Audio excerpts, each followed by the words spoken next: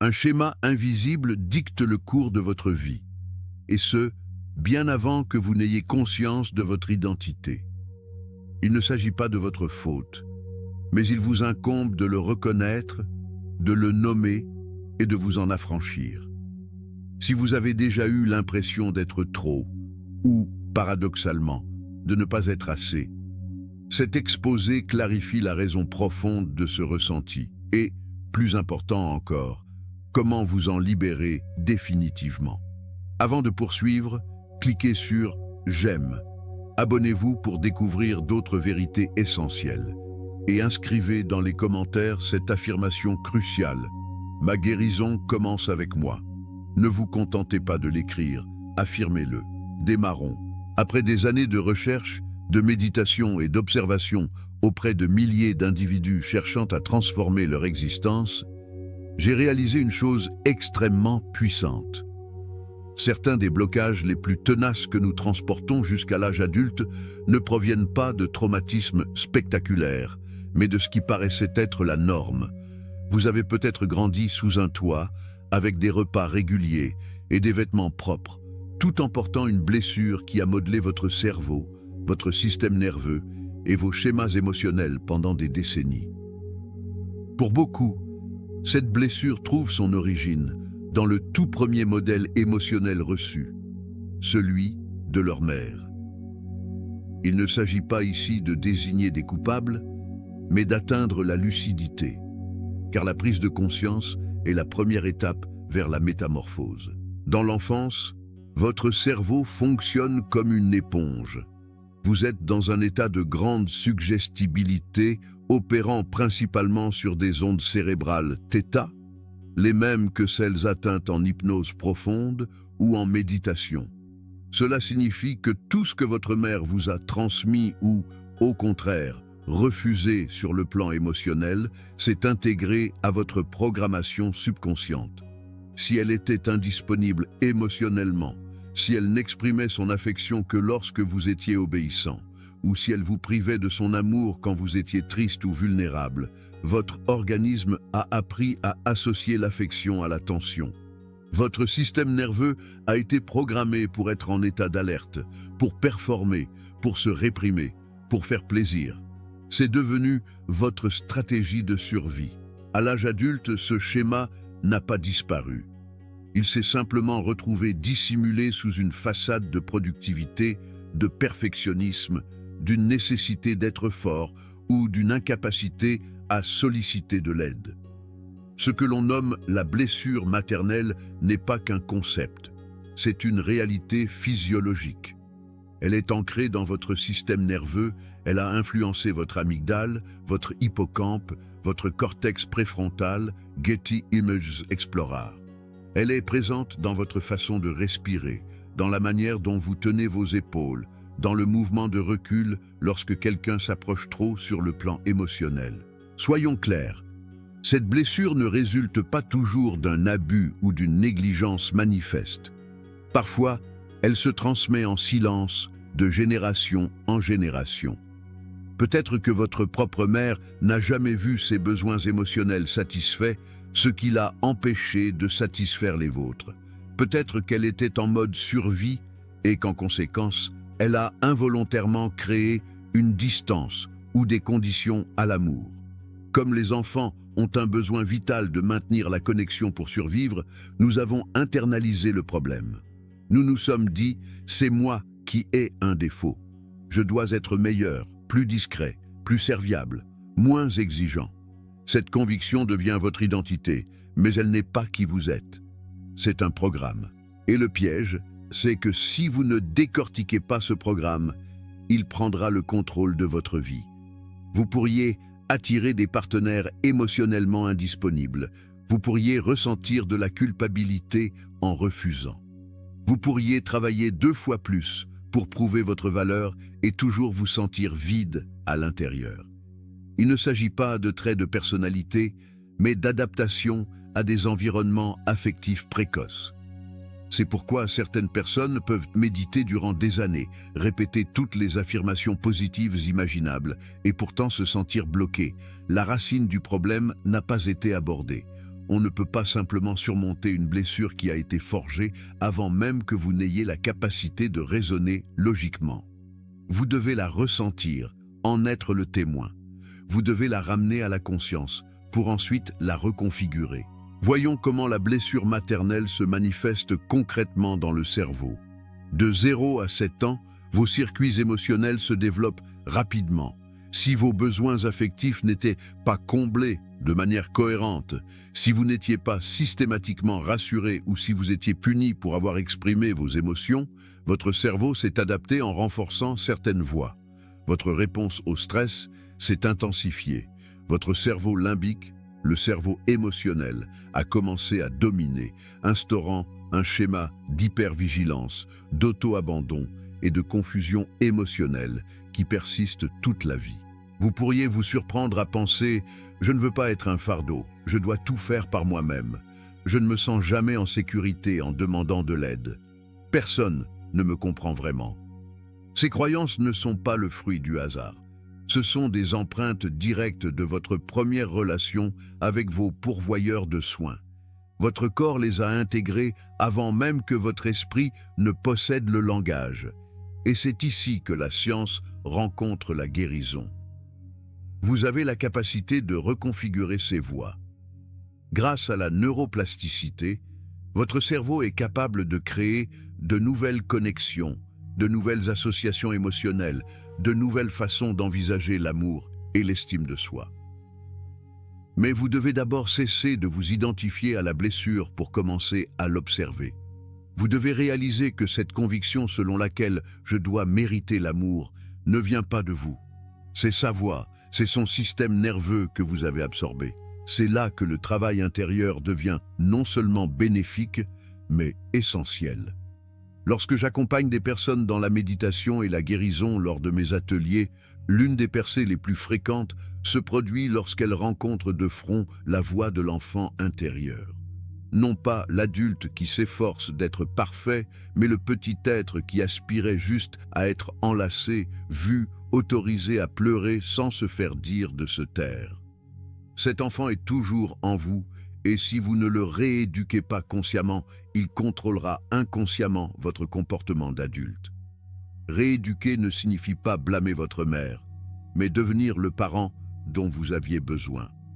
Apprendre à vous dire « Tu as le droit de te reposer, tu n'as pas besoin d'être parfait, tes émotions ne sont pas excessives, tu es aimé pour qui tu es et non pour ce que tu fais. » Ce niveau de sécurité interne transforme votre biologie, réduit votre réponse au stress, apporte une cohérence entre votre cœur et votre cerveau et active de nouvelles expressions génétiques. Ce n'est pas seulement une guérison émotionnelle, c'est une reprogrammation épigénétique. J'ai observé une autre particularité. De nombreuses personnes portant la blessure maternelle ont du mal avec les limites. Non pas par faiblesse, mais parce qu'elles ont été conditionnées à se fusionner émotionnellement, à anticiper les besoins des autres, à s'effacer émotionnellement dans le but de maintenir le lien. Et maintenant, en tant qu'adultes, elles se sentent responsables des émotions de tous. Elles disent oui quand elles veulent dire non. Elles craignent davantage le rejet que l'épuisement. Mais lorsque vous commencez à guérir cette blessure, vous réalisez que votre valeur n'est pas liée à votre utilité. Vous n'êtes pas là pour tout faire pour tout le monde. Vous êtes là pour être complet en vous-même et pour partager ensuite à partir de ce qui déborde et non à partir de l'épuisement.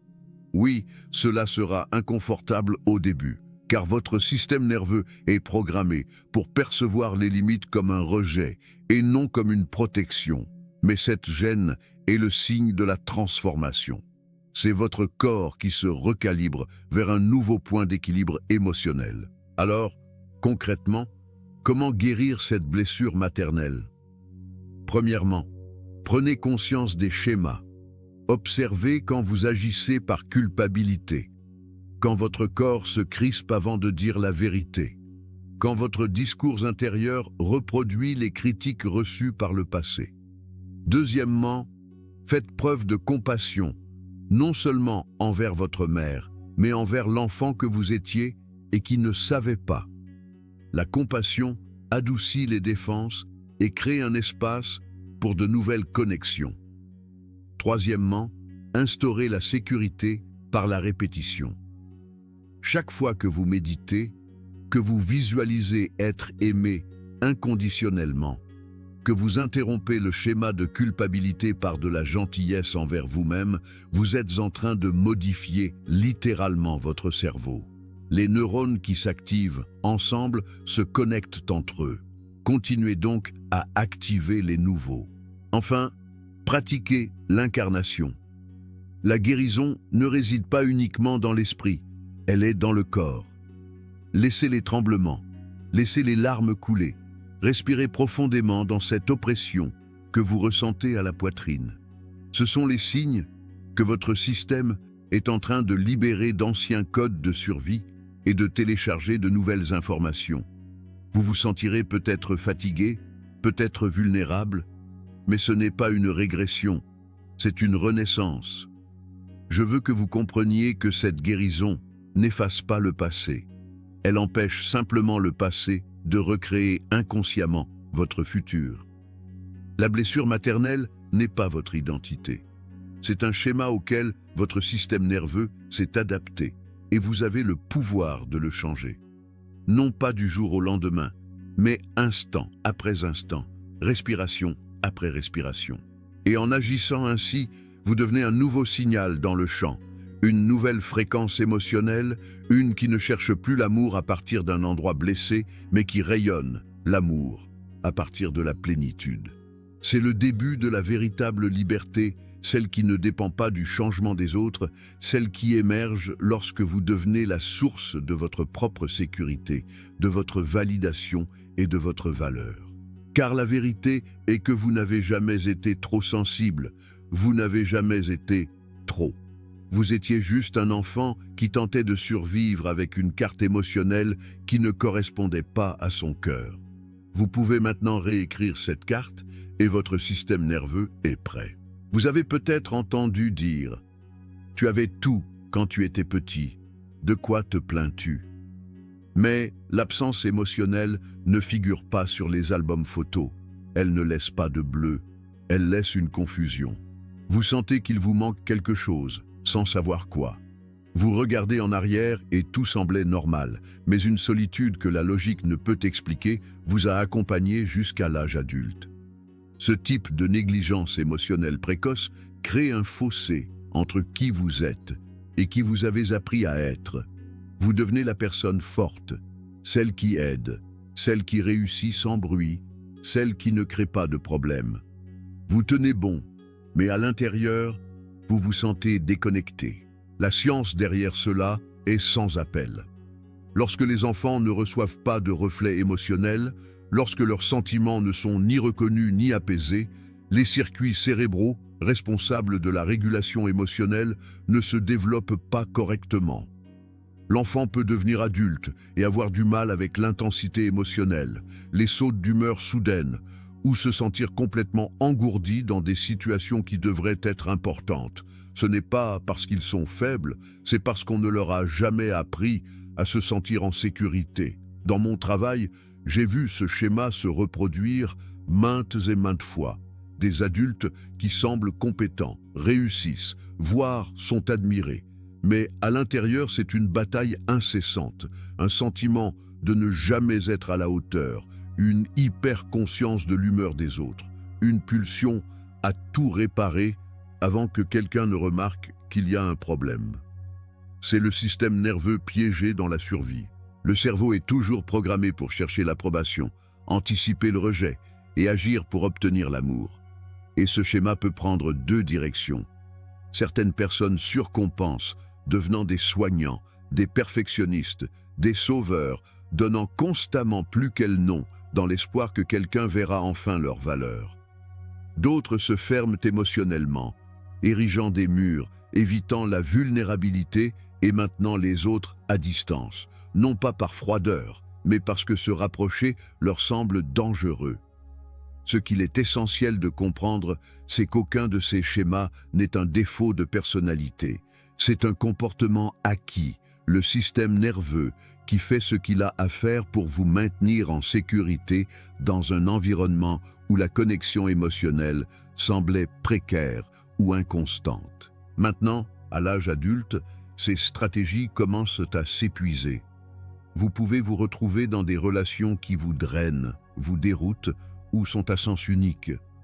Vous pourriez remarquer que vous êtes attiré par des personnes émotionnellement distantes ou qui ne répondent que lorsque vous êtes en détresse.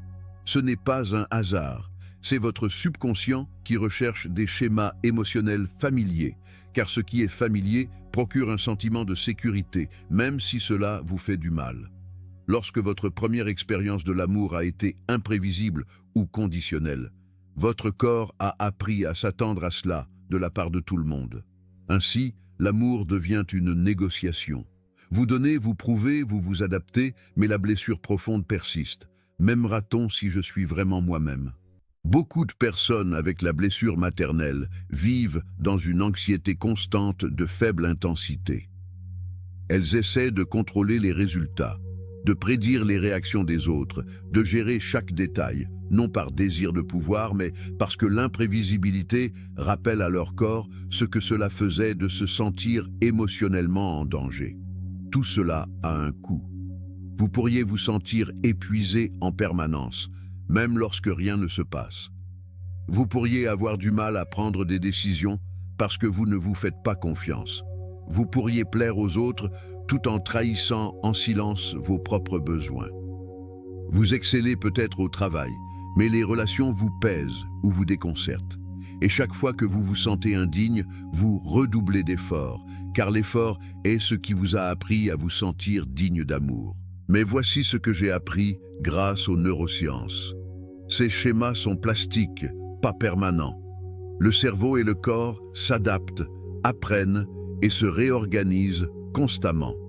Cela signifie que la guérison est possible, non pas en faisant semblant que le passé n'a pas eu lieu, mais en créant une nouvelle expérience émotionnelle dans le présent. Cette guérison commence lorsque vous commencez à voir la voix dans votre tête pour ce qu'elle est vraiment. Ce critique intérieur, ce n'est pas vous. C'est le résidu émotionnel de la voix de quelqu'un d'autre, qui répète des idées qui vous ont été inculquées avant même que vous ne compreniez le langage. Elle vous dit peut-être « Ne sois pas si émotif, tu dois faire plus d'efforts ou tu n'as de valeur que si quelqu'un a besoin de toi. » Cette voix vous a protégé autrefois. Elle vous a aidé à survivre, mais elle vous limite maintenant. Le travail consiste donc à interrompre cette voix, à lui répondre, à lui dire « Je ne vis plus dans cette maison. Je n'ai plus besoin de mériter l'amour. Je suis en sécurité pour être pleinement moi-même. » Et voici la partie la plus puissante.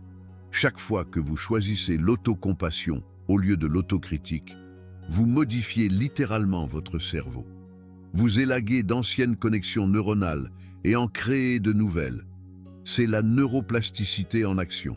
Vous commencez à ressentir vos émotions sans honte.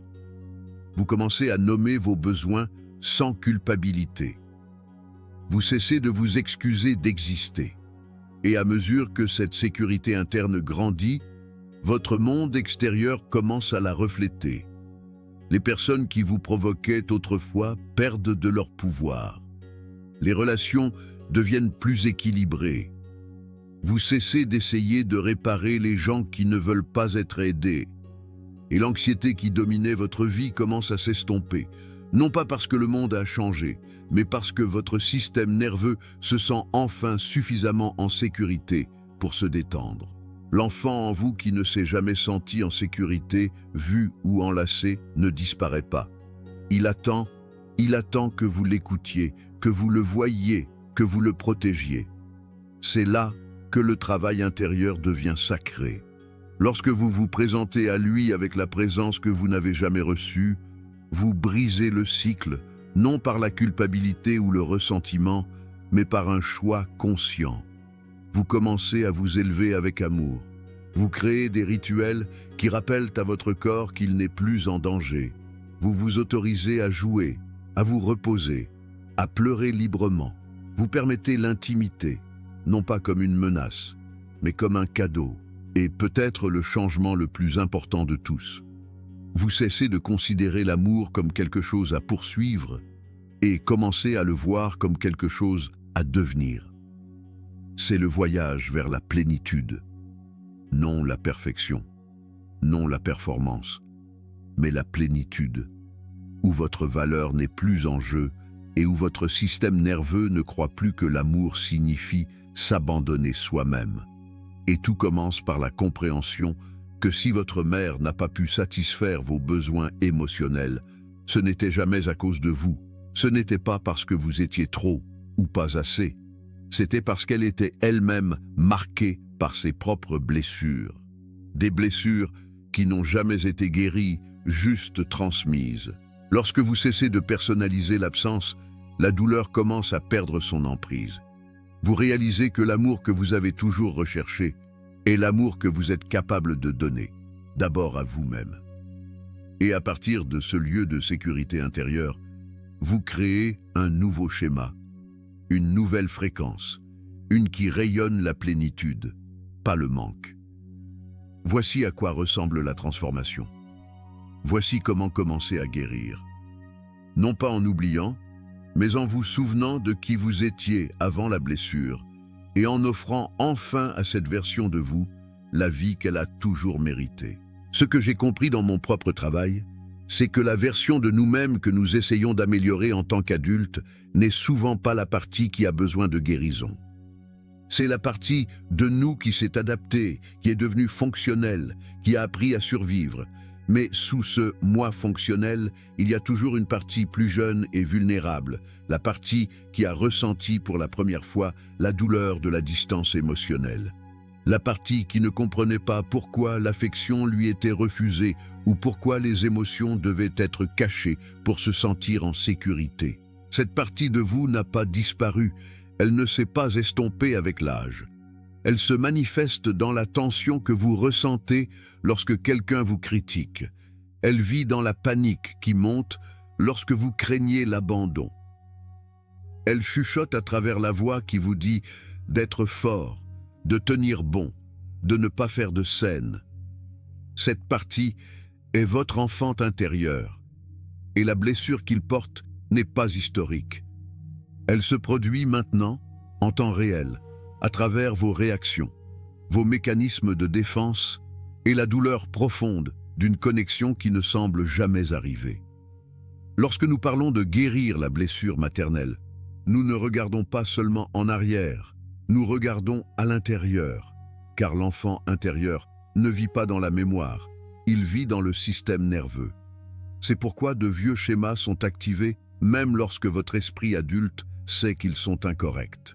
La partie enfantine de vous ne parle pas avec la logique, elle parle avec les sentiments, les impulsions, l'instinct.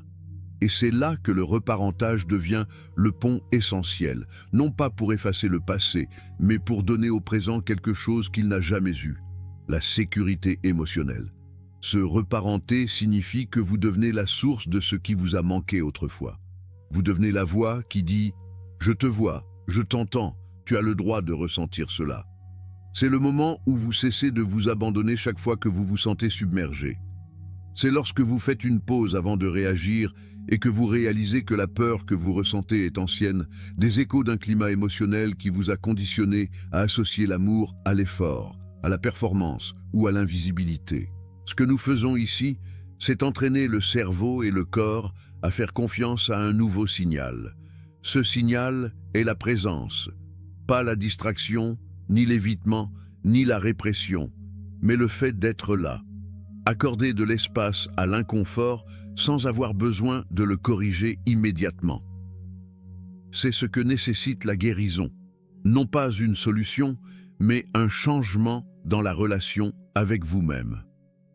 Lorsque vous traitez vos émotions comme des inconvénients, vous répétez le schéma. Lorsque vous y répondez avec curiosité et chaleur, vous le brisez. Mais avant de pouvoir le faire de manière constante, quelque chose doit se produire. Nous devons reconnaître la douleur, la partie dont personne ne parle, la partie qui dit « Oui, ma mère m'a donné de la nourriture, des vêtements, un abri, mais j'étais émotionnellement affamé. » L'admettre est difficile. On a l'impression de trahir, on se sent ingrat. Mais guérir signifie rejeter le déni. Cela signifie dire la vérité sur votre expérience. Et pour beaucoup de gens, la vérité est celle-ci. Je ne me sentais pas vu, je ne me sentais pas en sécurité, je ne me sentais pas soutenu quand j'en avais le plus besoin. Et cette vérité doit être honorée, car lorsque nous la nions, nous finissons par porter une honte qui n'a jamais été la nôtre. Nous internalisons l'abandon. Nous supposons que le problème venait de nous, que nous étions trop émotifs, trop sensibles, trop. Mais ces histoires n'ont jamais été les vôtres. Elles étaient des réponses à des besoins non satisfaits. Et une fois que nous prenons conscience de cela, nous pouvons commencer à nous en séparer. C'est la première couche de la liberté. Réaliser que l'histoire ne vous définit pas.